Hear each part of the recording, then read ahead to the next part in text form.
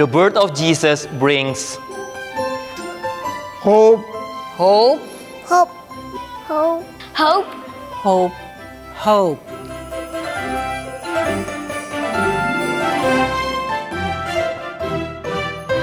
Peace. Peace. Peace. Peace.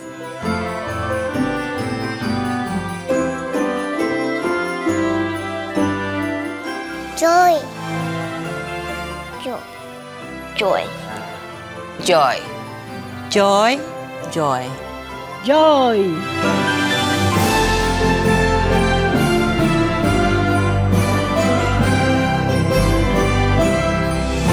Love. Love. Love. Love. Love. Love. Love.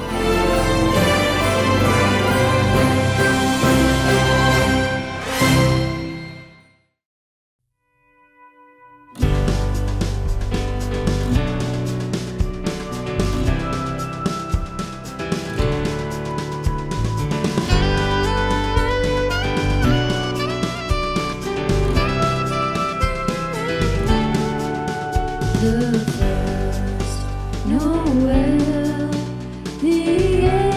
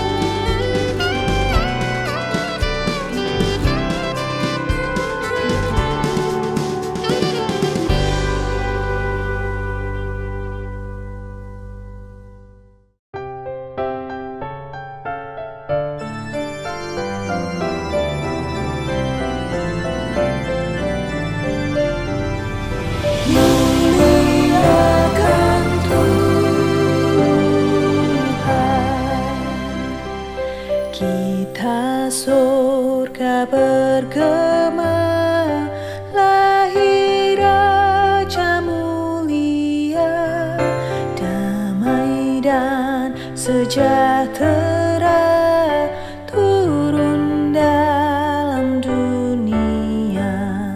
Bangsa-bangsa bangkitlah dan bersoraklah serta bermakumkan kabar baik. Lahir Kristus terang ajaib, kita surga berkemah. Lahir Raja mulia.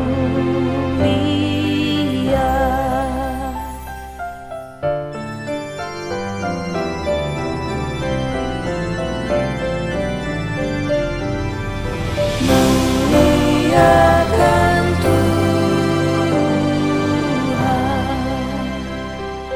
yang di surga disembah, Kristus Raja yang bakal lahir dalam dunia, dan Maria bundanya dalam daging dikenal. Firman Allah yang kekal dalam anak yang kecil, nyatalah Immanuel. Kita surga berkemah, lahir Raja mulia.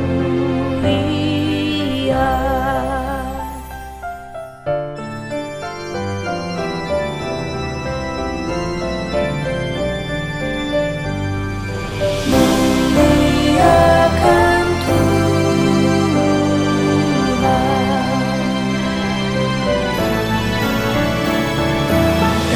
Raja damai yang besar, surya hidup yang benar, menyembuhkan dunia di naungan sayapnya.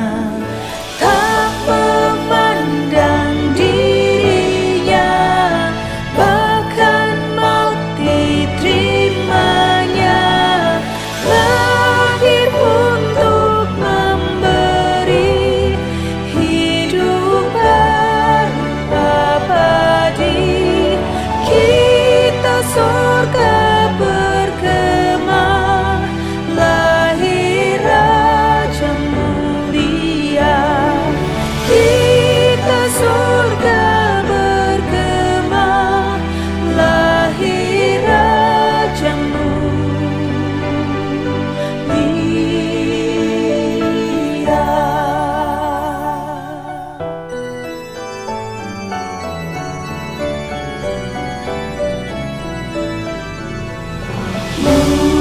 Muliakan Tuhan.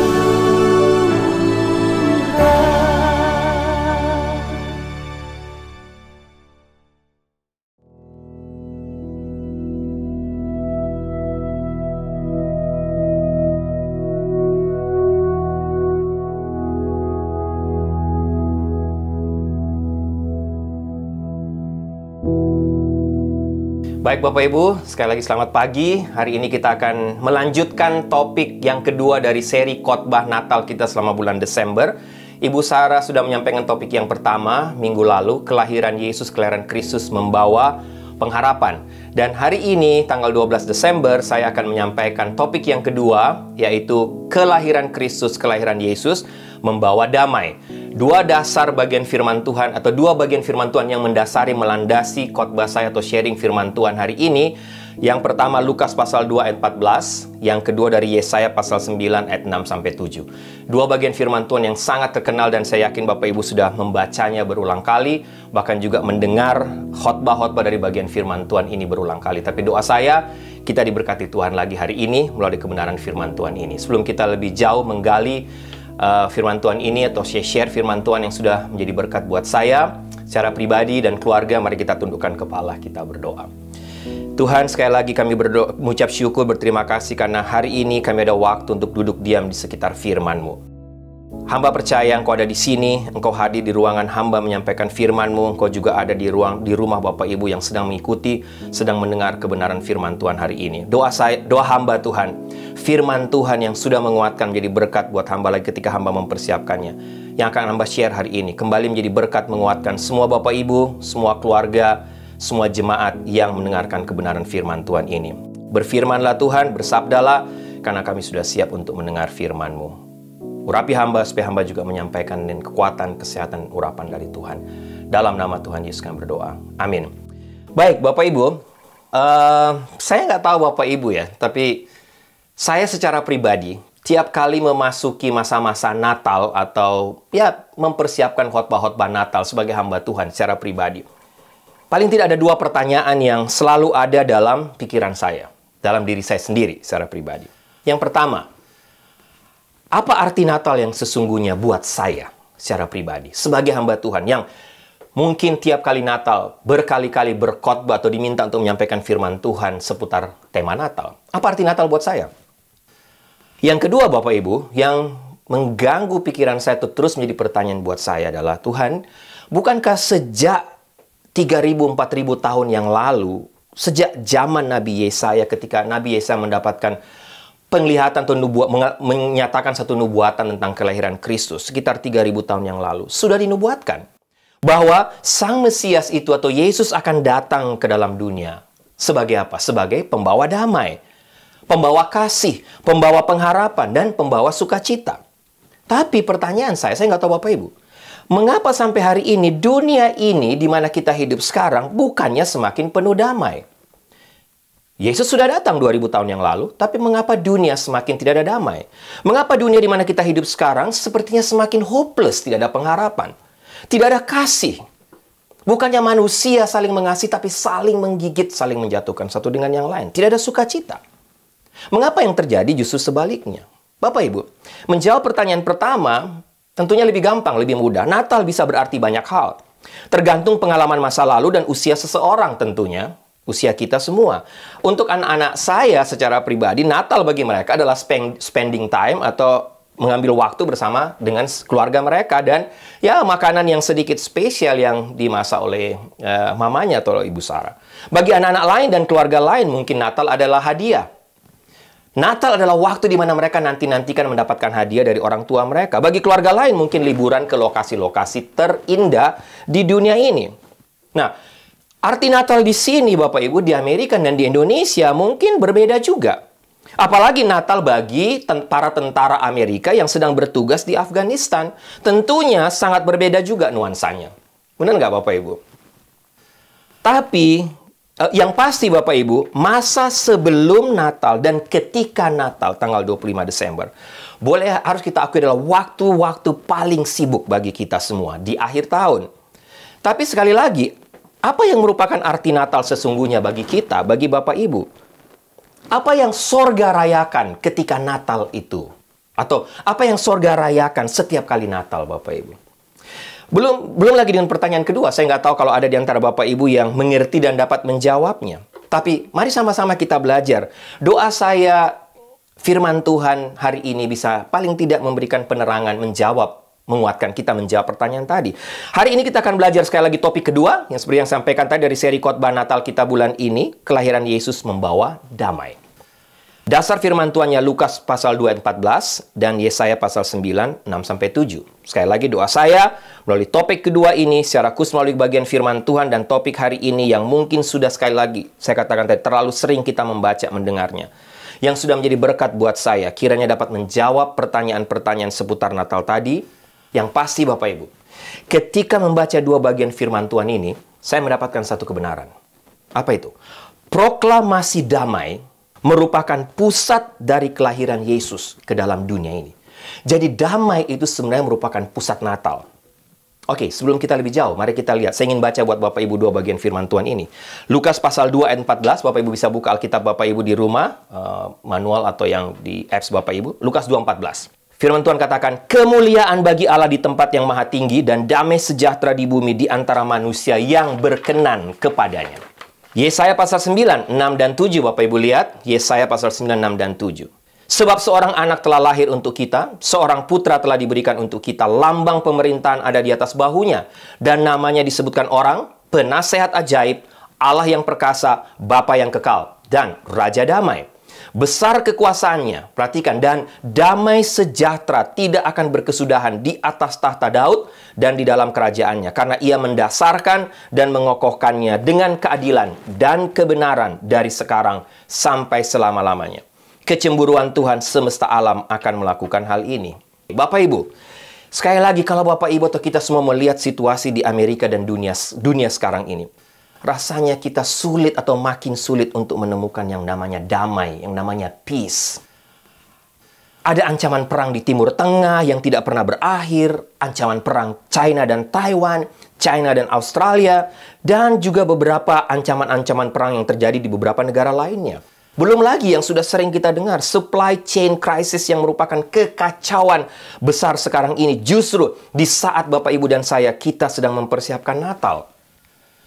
Coba Bapak Ibu, bayangkan ancaman food shortage, harga bensin yang terus naik gila-gilaan yang sudah saya singgung juga waktu khotbah Thanksgiving, yang membuat harga makanan pun naik secara drastis sekitar 30% dari harga sebelumnya.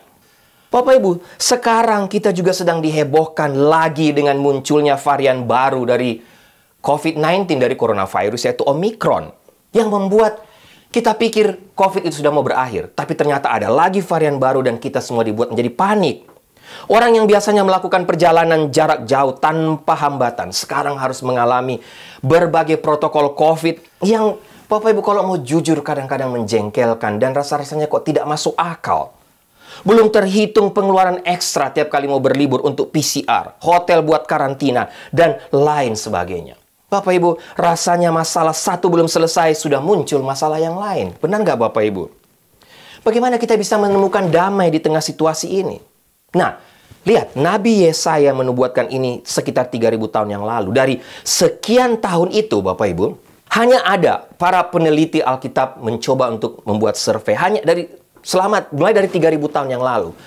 Bapak Ibu, hanya ada kira-kira sekitar 300 tahun dunia ini tanpa perang yang tercatat dalam sejarah di muka bumi. Kondisi dunia semakin kacau. Dan boleh dikatakan mustahil untuk kita sekarang dapat menemukan tempat yang bisa bisa merasakan kedamaian. Sampai saat ini Bapak Ibu, ada hampir 8.000 dalam sejarah perjanjian damai di dunia ini. Ada hampir 8.000 perjanjian damai yang dibuat, tapi yang juga sekaligus dilanggar oleh para pemimpin dunia yang mencetuskannya. Bahkan Abraham Peace Deal beberapa waktu yang lalu yang dibuat dengan tujuan meredakan ketegangan di Timur Tengah, nampaknya juga tidak membuahkan hasil apa-apa sampai hari ini. Bapak Ibu, saya teringat sebuah legenda kuno Bapak Ibu yang menarik tentang damai. Diceritakan ada ini legenda kuno. Ada satu lokasi, satu tempat di bagian dunia ini tidak diceritakan di mana yang memang benar-benar paling damai di dunia. Tapi mereka juga bingung melihat dunia-dunia atau tempat-tempat lain di berbagai tempat yang lain kok terjadi perang di sana sini, sehingga orang-orang di tempat tadi yang paling damai tadi meminta penyihir yang tersohor di daerah mereka yang paling hebat untuk menghentikan semua perang yang terjadi di bumi supaya ada damai. Mereka katakan, penyihir tolong bisa nggak kamu hentikan ini perang yang terjadi di mana-mana. Penyihir bilang, gampang. Dia bilang, saya akan dengan mudah akan melakukan. Saya akan menghancurkan semua senjata-senjata perang yang ada di bumi ini. Sehingga mereka tidak bisa berperang lagi. Dan dia ping, Bapak Ibu, penyihir. Langsung semua senjata di bumi sekejap musnah, Bapak Ibu.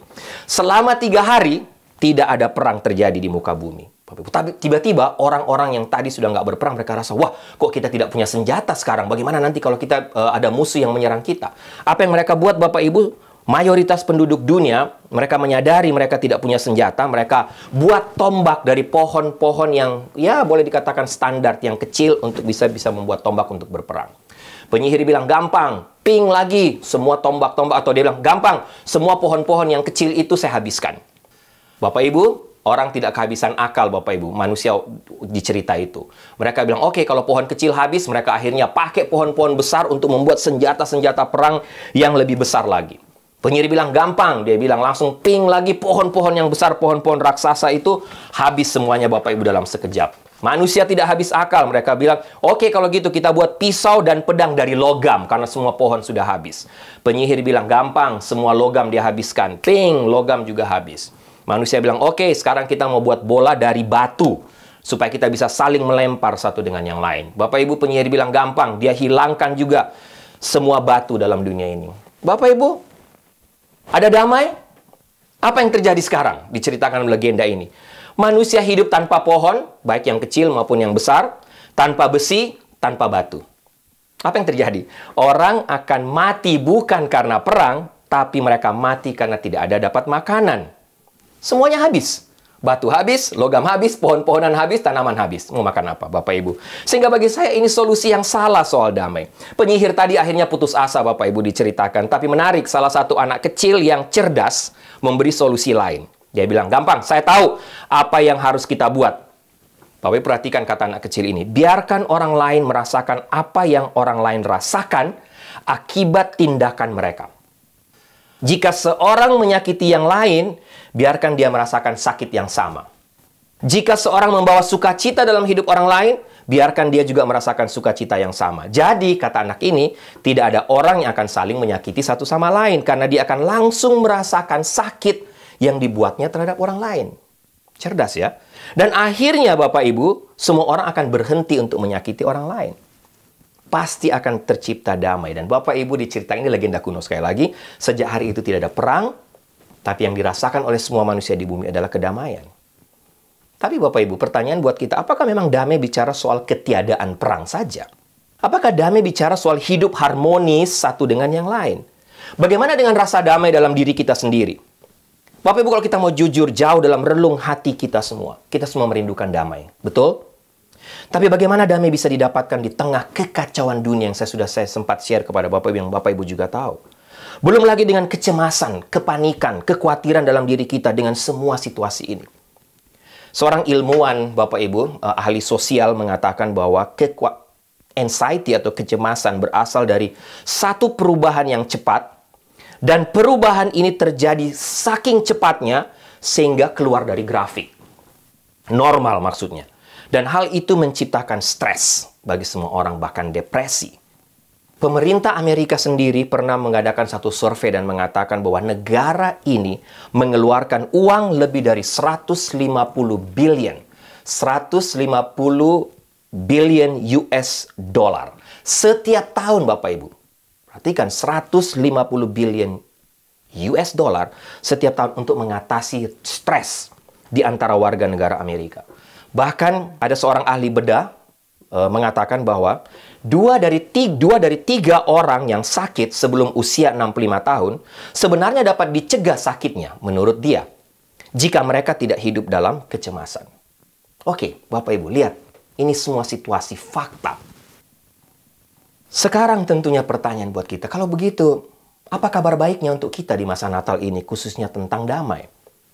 Ada kabar baik, Bapak Ibu. Ketika saya belajari bagian firman Tuhan ini, rupanya Tuhan sendiri menempatkan sekali lagi damai atau proklamasi damai sebagai pusat dari Natal. Bapak Ibu garis bawahi ini.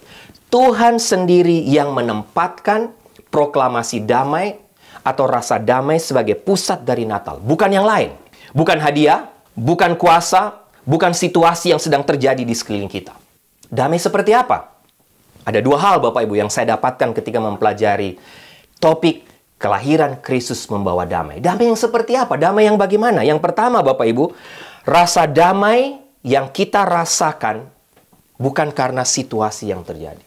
Tapi rasa damai yang kita rasakan karena kehadiran Tuhan. Karena Tuhan hadir dalam hidup kita. Karena Tuhan hadir di tengah-tengah kita. Jangan lupa Bapak Ibu, kata damai yang dipakai oleh Alkitab, yaitu shalom.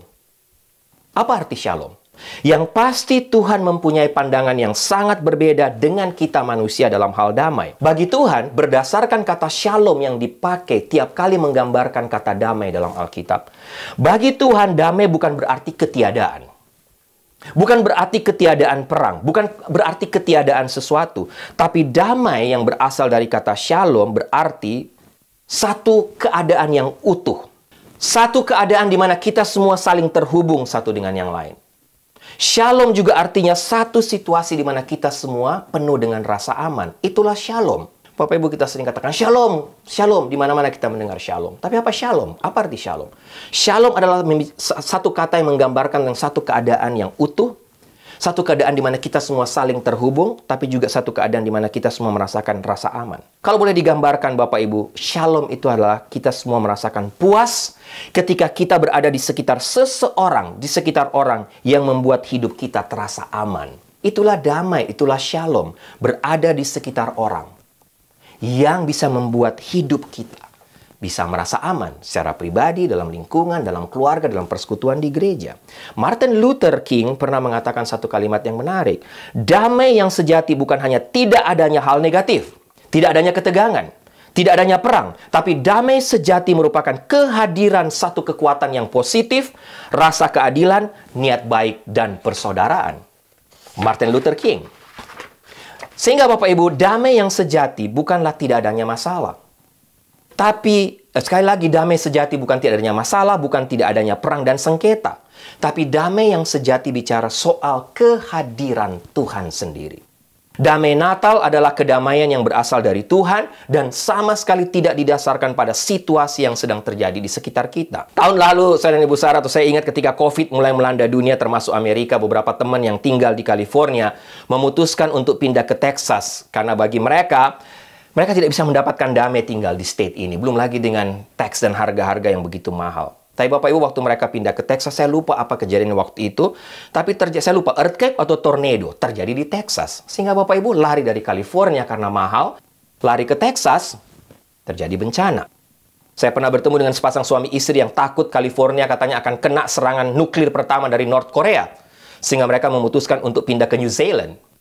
Tapi Bapak Ibu, apakah bisa mendapatkan damai di New Zealand? Saya juga tidak tahu. Tidak ada kabar dari mereka. Saya ingat Bapak Ibu, satu bagian firman Tuhan, Yohanes 16 ayat 33. Semuanya itu kukatakan kepadamu, Yesus katakan, supaya kamu beroleh damai sejahtera dalam aku.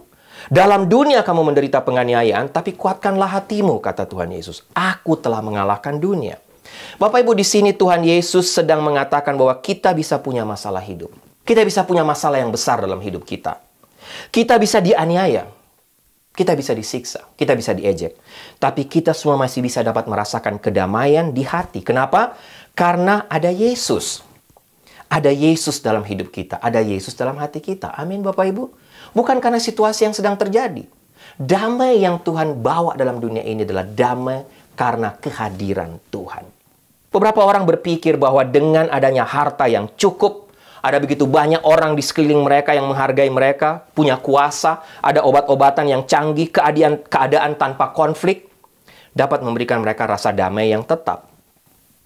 Tapi Bapak Ibu, sejarah membuktikan bahwa sepanjang hidup manusia tidak dapat menemukan damai dalam dunia ini. Bukannya makin damai, tapi makin kacau. Bapak Ibu bisa lihat banyak kisah dalam Alkitab terjadi dalam kisah Kain dan Habel. Kain karena dia tidak memiliki relasi dengan Tuhan, karena itu lahirlah rasa tidak aman, lahirlah rasa cemburu, kemudian dia membenci Habel dan membunuh Habel. Herodes. Mengapa Herodes meminta membunuh semua bayi di bawah 2 tahun pada waktu itu? Karena dia tidak merasa aman. Rasa tidak aman itu menghasilkan apa? Kejahatan di setiap aspek, Bapak Ibu. Hitler. Sejarah dunia membuktikan pembunuhan terhadap jutaan orang Yahudi oleh Hitler disebabkan oleh apa? Rasa tidak aman Hitler terhadap dirinya sendiri, di mana dia sulit untuk menerima dirinya sendiri. Lebih umum, Bapak, lebih jauh lah, atau lebih secara general, perhatikan pernikahan-pernikahan yang tidak harmonis atau yang retak. Rata-rata pernikahan yang retak atau hancur disebabkan oleh salah satu dari pasangan suami istri, atau mungkin keduanya mengalami satu rasa tidak mampu menerima diri sendiri. Tidak ada rasa damai. Yang ada sakit hati, kekecewaan, dendam, dan lain sebagainya. Tidak ada damai dalam diri mereka. Dan apalagi bicara soal damai dengan Tuhan. Sehingga mereka tidak bisa merasakan damai. Firman Tuhan mengatakan bahwa inti dari kondisi manusia terletak pada konflik batin. Tidak adanya rasa damai dengan diri sendiri dan dengan Tuhan. Bapak Ibu, apa yang kita rindukan adalah kehadiran Tuhan. Itulah damai yang sesungguhnya, kenikmatan dari Tuhan, di mana kita tahu bahwa Tuhan menjadi sumber segala kehidupan kita, yang dapat memberkati semua yang kita butuhkan, dapat memberkati semua yang Bapak, Ibu, dan saya butuhkan. Secara fisik, secara mental, secara spiritual, secara rohani. Kita merasakan bahwa Tuhan benar-benar hadir dan mengasihi kita. Bapak Ibu perhatikan, Lukas 2 ayat 24 katakan, di antara manusia yang berkenan kepadanya. Terjemahan lain katakan, damai di bumi bagi orang-orang yang dikasihinya. Siapa yang dikasihi Tuhan? Yang dikasihinya adalah mereka yang menerima putranya, menerima Tuhan Yesus sebagai Tuhan dan Juru Selamat dalam hidup mereka. Tidak ada damai yang kita bisa temukan di luar Yesus, Bapak Ibu. Damai yang dimaksud di sini adalah damai karena kehadiran Yesus. Karena kita menerima Dia sebagai Tuhan dan Juru Selamat dalam hidup kita. Yang kedua, Bapak Ibu, tadi saya katakan ada 2 poin. Pertama, rasa damai bicara soal kehadiran Tuhan. Itu adalah damai sejati. Yang kedua, damai sejati adalah rasa damai yang kita dapatkan langsung dari Tuhan. Yang Tuhan sendiri telah janjikan. Melalui apa? Melalui rekonsiliasi dengan dirinya. Tanpa rekonsiliasi dengan dirinya sendiri, Bapak Ibu, mustahil kita semua bisa merasakan damai. Itulah yang kita sebut dengan bahasa pembenaran dari Tuhan. Atau bahasa lahir baru. Terima Tuhan Yesus sebagai Tuhan dan Juru Selamat. Tanpa hubungan kita pulih dengan Tuhan, kita nggak bisa mendapatkan rasa damai. Bapak Ibu ada cerita. Tanggal 10 Maret 1974, salah satu tentara Jepang, Letnan Hiro Onada, yang merupakan tentara Jepang yang terakhir menyerah pada Perang Dunia Kedua. Onada telah ditinggalkan di Pulau Lubang di Filipina, tanggal 25 Desember 1944 dengan perintah untuk melanjutkan misi perang. Bahkan jika Jepang menyerah pun, dia diutus untuk melanjutkan perang. 4 tentara Jepang lainnya yang tertinggal di Pulau Lubang pada waktu itu saat Jepang dievakuasi dari Pulau Lubang, Filipina. 1 orang menyerah tahun 1950, 1 tewas dalam pertempuran dengan polisi setempat tahun 1954, 1 lagi mati tahun 1972. Sisa Onada seorang diri. Semua usaha untuk membuat Onada menyerah tidak berhasil. Dia mengabaikan semua pesan untuk menyerah, walaupun mereka sudah katakan, Onada, Jepang sekarang sudah menjadi sekutu dari Amerika. Tapi Onada tidak menyerah. Bertahun-tahun dia hidup dari ladang orang lain ke ladang lain, dari kebun orang lain ke kebun yang lainnya, Bapak Ibu. Dia melakukan perang pribadi, dia tidak pernah menyerah. Bahkan Onada pernah melakukan perang dengan rakyat sekitar dan berhasil menewaskan 30 warga desa, Bapak Ibu, setempat. Dia bertanggung jawab atas pembunuhan 30 warga desa tersebut selama 29 tahun perang pribadinya. $500 000 dihabiskan untuk meyakinkan dia menyerah, Bapak Ibu. 13.000 orang dipakai untuk menemukan Onada. Akhirnya, 10 Maret 1974, hampir 30 tahun setelah Perang Dunia Kedua berakhir, Onada menyerahkan pedangnya yang telah berkarat katanya, setelah menerima pesan dari mantan atasannya yang membacakan tentang ketentuan gencatan senjata. Onada menyerahkan pedangnya kepada Presiden Marcos yang berkuasa pada waktu itu di Filipina, dan dia diampuni, mendapat amnesti. Perang berakhir. Onada berusia 22 tahun ketika dia ditinggalkan di Pulau Lubang di Filipina. Dan pada usia 52 tahun, ketika dia menyerahkan diri, apa yang Onada katakan? Tidak ada hal menyenangkan yang terjadi selama 29 tahun di hutan. Tidak ada damai sama sekali. Bapak Ibu, ini cerita tentang Letnan Onada. Seperti Onada, kalau kita mau jujur, banyak di antara kita, banyak orang berjuang sendirian melawan Tuhan yang menawarkan rekonsiliasi dan perdamaian. Dan akhirnya Bapak Ibu, semua orang, mereka tidak, atau kita semua tidak bisa mendapatkan kepuasan dan rasa damai dalam pelarian kita. Sangat menyedihkan. Rasa damai, sekali lagi, rasa damai sejati mustahil kita temukan di luar Tuhan. Apalagi dengan melawan Tuhan, menolak Tuhan. Karena Tuhan sendirilah yang menjanjikan dan menawarkan perjanjian damai dengan kita manusia berdosa. Tuhan yang janjikan, Tuhan yang tawarkan. Bagaimana mungkin kita menemukannya di luar Dia? Tidak mungkin, Bapak Ibu.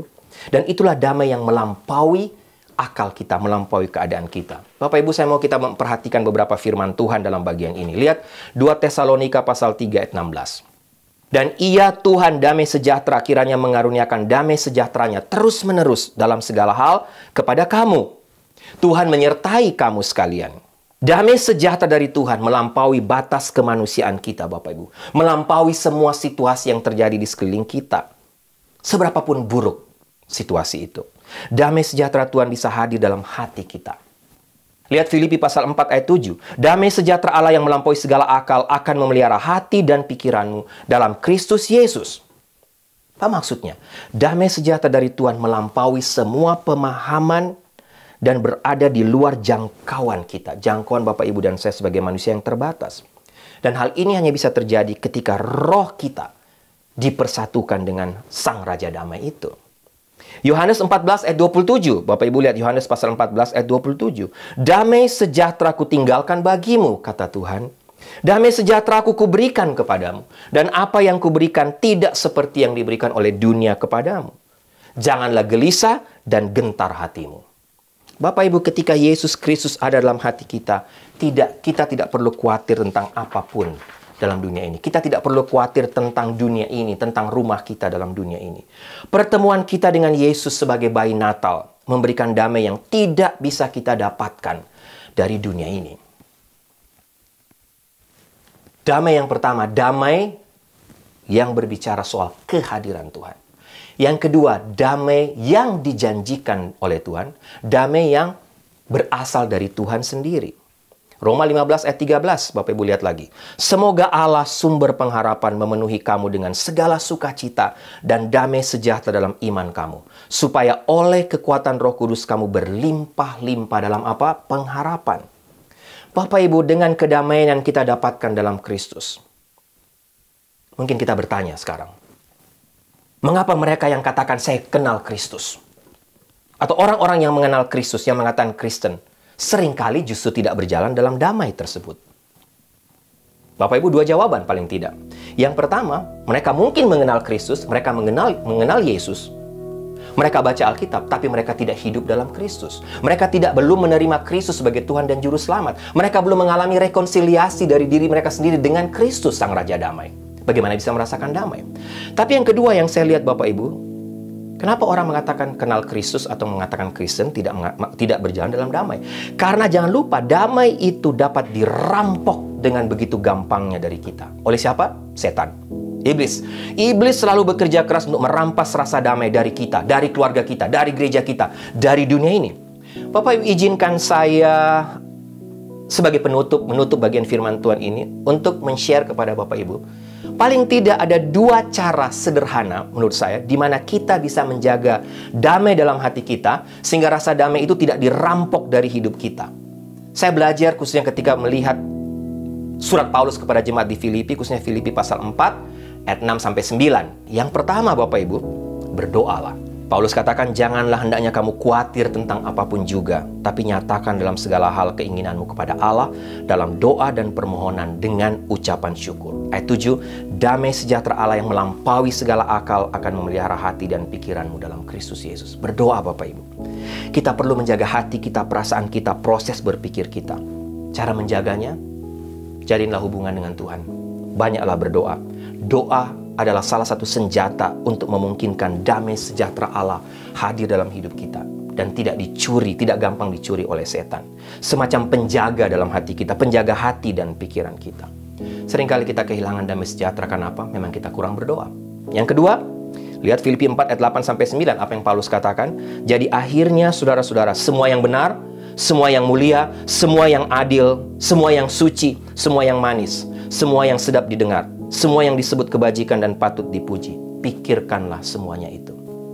Ya, Bapak Ibu, sederhana bukan? Sederhana. Pertama, berdoalah, banyak berdoa supaya damai itu tidak dirampok, dicuri. Yang kedua, ubah sudut pandang.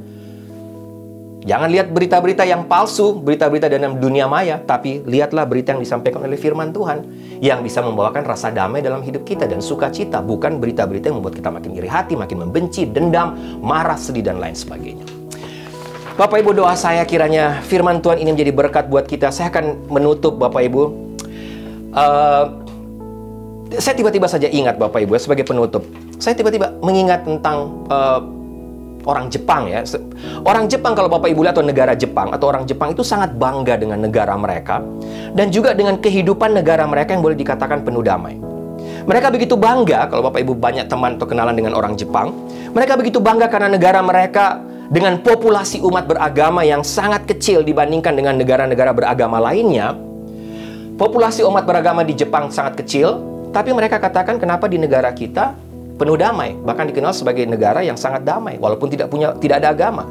Banyak dari mereka tidak menganut satu agama manapun, Bapak Ibu, di Jepang, tapi mereka katakan mereka damai. Mengapa ada banyak negara yang percaya satu agama, bahkan ada negara yang mempercayai lebih dari satu agama, 2, 3, atau 5 agama, tapi justru mereka hidup dalam perang, dalam sengketa. Tidak ada rasa damai dalam hidup mereka atau di negara itu, Bapak Ibu. Sehingga ini menjadi satu kebanggaan buat orang Jepang. Mereka bilang, kita tidak menganut agama apapun, tapi justru desa atau komunitas kita memiliki tingkat hidup damai yang sangat tinggi.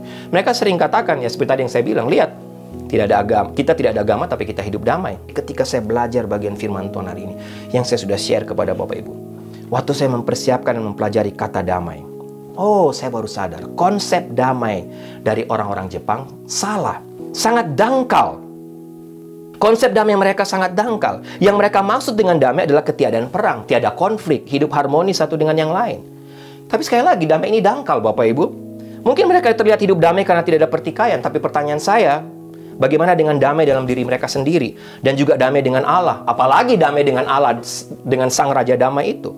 Banyak dari mereka orang Jepang juga hidup dengan penuh dendam, kemarahan, dengki, pikiran yang negatif tentang orang lain. Semua orang lain salah, dia yang paling benar, merasa diri paling benar. Akhirnya tidak bisa berdamai juga dengan orang lain, apalagi dengan Tuhan. Oleh karena itu, Bapak Ibu, di sisi lain, Jepang juga dikenal sebagai negara dengan tingkat bunuh diri tertinggi di dunia. Kenapa? Mereka stres, mereka panik, mereka kecewa, dan mereka tidak punya jalan keluar. Bapak Ibu, sehingga sekali lagi damai sejati dari kata shalom berbicara tentang sesuatu keadaan yang utuh, terhubung satu dengan yang lain, dan kita merasa aman. Damai yang berarti kehadiran Tuhan, dan damai yang berasal langsung dari Tuhan. Apa masalah Bapak Ibu sekarang dalam mendekati masa Natal? Apakah Bapak Ibu kehilangan damai secara pribadi dengan Tuhan, dalam persekutuan, dalam keluarga? Langkah pertama, berdamailah dengan Allah terlebih dahulu, agar kita saudara Bapak Ibu bisa berdamai dengan diri sendiri dan juga dengan orang lain. Milikilah damai yang benar, yang berasal dari Allah, yang ada dalam hidup kita. Karena apa? Karena Dia hadir dalam hati kita. Amin. Mari kita tundukkan kepala, kita berdoa. Tuhan, terima kasih untuk firman-Mu yang sudah memberkati hamba. Terima kasih untuk pelajaran tentang damai ini yang sudah menguatkan hamba, yang sudah hamba share kepada semua Bapak Ibu. Menjadi pegangan, menjadi kekuatan mereka juga. Sehingga dalam merayakan masa-masa Natal tahun ini lagi, mereka bisa merasakan sukacita Natal, mereka bisa merasakan damai Natal dalam diri mereka, dalam hubungan mereka dengan orang lain, dan terlebih dengan Tuhan. Jangan biarkan setan iblis merampok rasa damai itu dari kami, dari semua Bapak Ibu yang mendengarkan kebenaran firman Tuhan hari ini. Terima kasih untuk firman-Mu. Dalam nama Tuhan Yesus kami berdoa. Amin.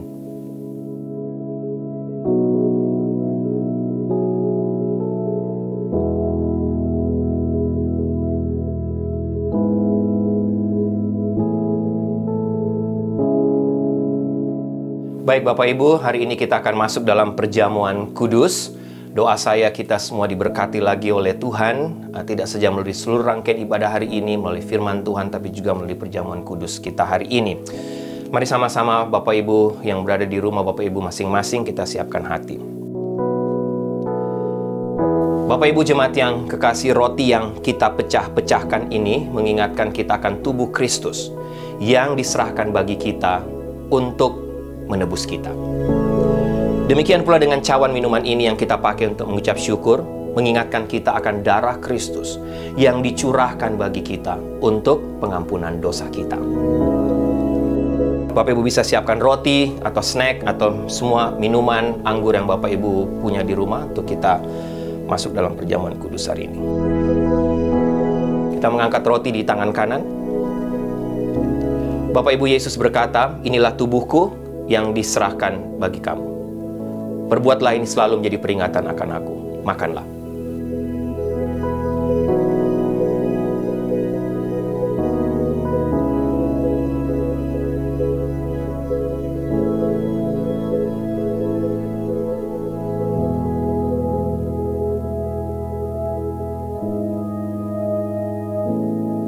Bapak Ibu bisa mengangkat anggur, cawan, atau apa saja sirup Bapak Ibu di tangan kanan. Pada malam yang sama Yesus berkata, inilah darahku yang telah dicurahkan bagi kamu. Biarlah ini menjadi peringatan akan aku setiap kali kamu meminumnya. Minumlah.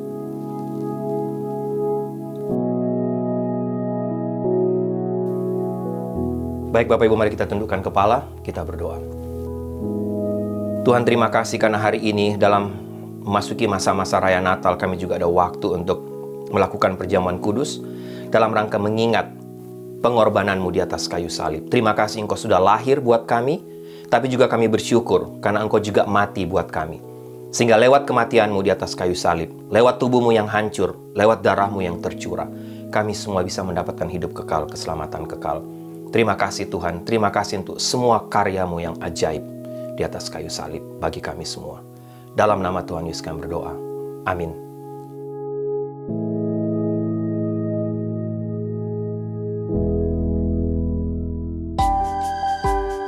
Baik Bapak Ibu, doa saya kita semua diberkati oleh kebenaran firman Tuhan lagi hari ini.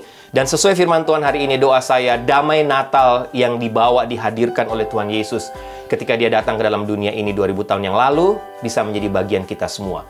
Kita secara pribadi, keluarga kita, gereja kita, bahkan kita berdoa dunia ini benar-benar bisa merasakan damai Natal itu. Baik, sebelum saya tutup dalam doa berkat, Bapak Ibu, ada beberapa pengumuman. Yang pertama, jangan lupa minggu depan tanggal 19 Desember adalah acara atau perayaan Natal kita dari NLCC Indonesia. Akan diadakan di chapel seperti biasa dalam kebaktian hari Minggu, jam 11.30 in person. Ibadah online juga jam 11 akan tetap ada.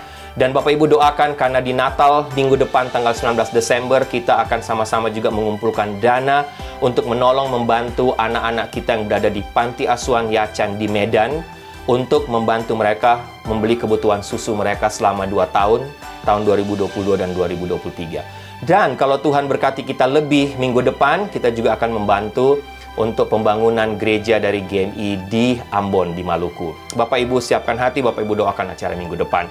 Yang berikut selamat ulang tahun yang berulang tahun minggu ini. Yang pertama Stephen Handrati tanggal 8 Desember.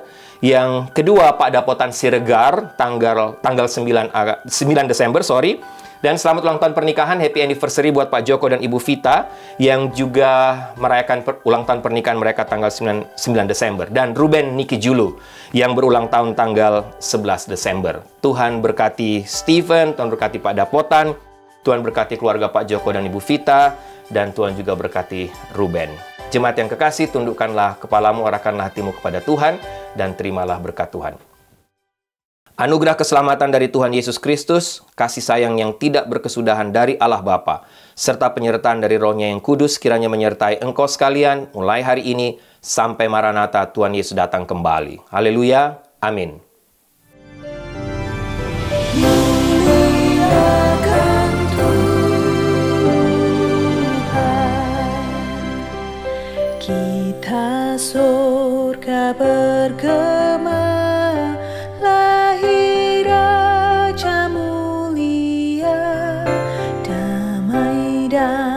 Sejahtera turun dalam dunia.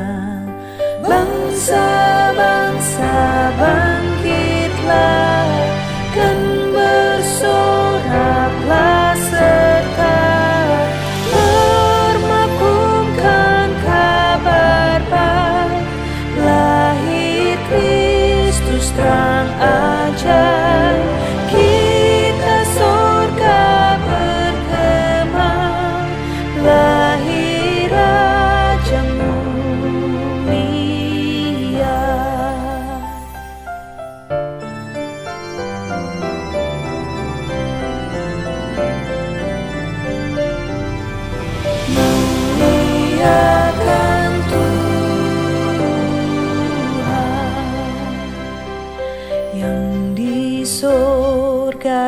Disembah Kristus Raja yang bakal lahir dalam dunia, dan Maria bundanya